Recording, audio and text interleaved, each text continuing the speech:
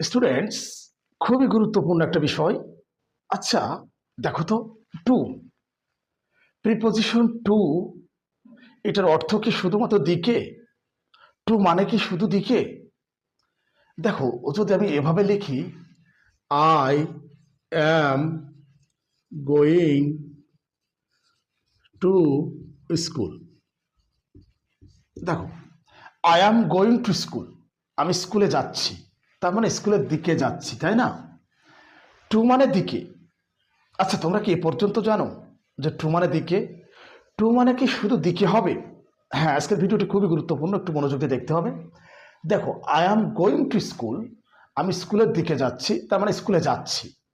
Okay, fine, that's right. এখন এই two মানে সাথেও হবে।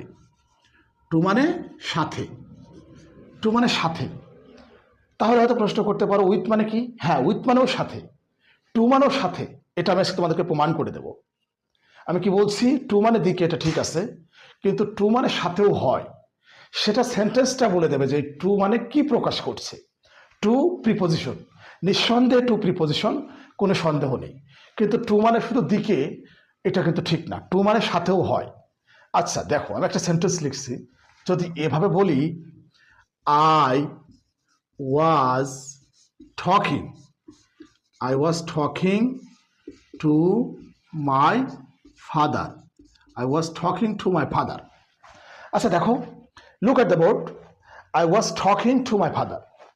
এই যে টকিং এর পরে টু ব্যবহার করা হয়েছে, তার মানে আমি আমার বাবার কি, আমি আমার বাবার সাথে কি করছিলাম? কথা বলছিলাম।